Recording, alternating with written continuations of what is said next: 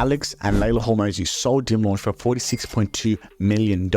Now they're investing in businesses and scaling them up for sale through acquisition.com. Now, in this video, I'm going to go through exactly how they find and source these businesses to invest in, and I'm going to go through how they make the changes to their acquisitions so that they grow into the tens of millions of dollars.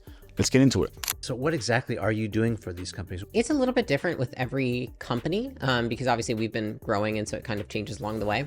So we have an in-house recruiting function, and so we recruit all of the leadership for all of our portfolio companies. Wow. Okay, I didn't know that. Yeah, and that's because that's what I love. I love recruiting. I love getting the right people. Like, that's my thing. So yeah, I was going to say that's probably all of you, right? I have my director of people because I was doing it, and you can't do that and run the company. One of the first things they do once they buy or invest in a business is completely change or recruit a leadership team. Now, Leila uses her strength in her career, which is recruiting great leadership members, and puts them in place immediately. Now, I think this is very interesting. And we actually do the same. We also have a recruitment function on our buy side, e-commerce recruitment, for when we help people buy a business. We say, hey, who do you need? Let's do a strategic overview of the business. What do you need? Who do you need? What responsibilities need to be covered? Maybe the seller was working within the business for 40 to 60 hours a week. We need to replace that person. Now we can come in and recruit the right people from our recruiting department to help fill those roles. Now, that can immediately be the changing big factor that increases your revenue in the business. Only invest in businesses where we see that their strategy is off. So we see that, oh, it's already broken. Well, it's not broken. It's 10% away. Okay. And we happen to know which direction to take it from that 10%, or it's a company that could benefit from our network in the portfolio or our brand. Again, Leila and Alex are doing something great here. They know what their strengths are and seeing things that maybe sellers aren't seeing. So what they do is they only invest in businesses where they see this strategy is kind of off, 10% off, as Leila says. Now, I really love this because what we do with our buyers, with elite acquirers on the buyer side, is we'll look at their skills and their experience and maybe their network, and then we'll apply that. So now, Leila in this example has great skills. So she's saying, this is my skill. I'm going to look at businesses where strategy is the main thing that needs to be changed. So this is a great thing that I really like to do as well. But she also notes that this strategy is only 10% off. Now, I really do agree with this because if a business is way off course and it's been off course for years, that's something that's going to be very difficult to fix. But she's finding businesses that, for example, have a good product, have good product market fit, they have a great audience, maybe they have a high repeat order rate. A great example is we see a lot of e-commerce businesses that have a high repeat order rate, but they don't have subscriptions in their business. And we see this a lot with e-commerce businesses. So our buyers will chat with our buyers and say, hey, come in to make it more of a subscription-based business, increase that repeat order rate, maybe bring in a forum or a Facebook group to build more of a community. All these small things that just alter the strategy a little bit and improve the business. And that's what these guys do. And I think that's awesome. It's a company that could benefit from our network in the portfolio or our brand. Okay. So give you the 3 examples, right? First one, strategy is off. We may find a business that, for example, one of our businesses, the guy was teaching people how to open photography studios, and they were able to open these photography studios for, very little money down, maybe $10,000, $15,000. And they were able to make in their first year, hundreds of thousands of dollars, like $250,000 on average.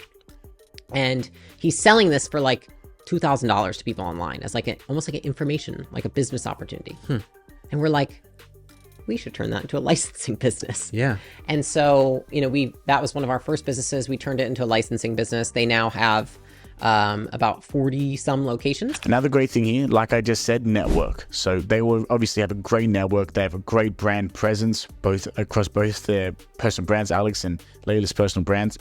They want to bring businesses invest in businesses that can benefit from that. Now, this is really only an option if you're famous, if you want to use your personal brand. However, if you have, for example, you own 20 car washes and you're buying a e-commerce business that sells, seat covers. Yeah, that's complementary. You can plug in that business and maybe upsell seat covers at all your car washes, for example. So using your network, maybe you have a friend who owns 20 car washes and you can plug in them, for example, into your car seat cover business that you're acquiring. Using your network, using your own businesses that making complementary, that makes so much sense. These are just easy wins that you can apply. Now, for a seller, they don't see that potential. That's why there's leverage in that. There is leverage in your network because you know you can win with a certain amount of sales. And that just comes from your network and your connections. What Alex and I agreed upon is that we would not promote a business that, one, we didn't own 50% of, two, we didn't absolutely believe in the product, and three, the business wouldn't be able to sustain the inflow. Because we know, based on our metrics of impressions and how many people You could break something. it would break. Yeah. So part of the acquisition strategy is buying at least 50% of these companies, then adding outsized value to the businesses through their network, through their strategy, through recruiting, you name it, changing things in the business. I think it's interesting though that they don't buy more.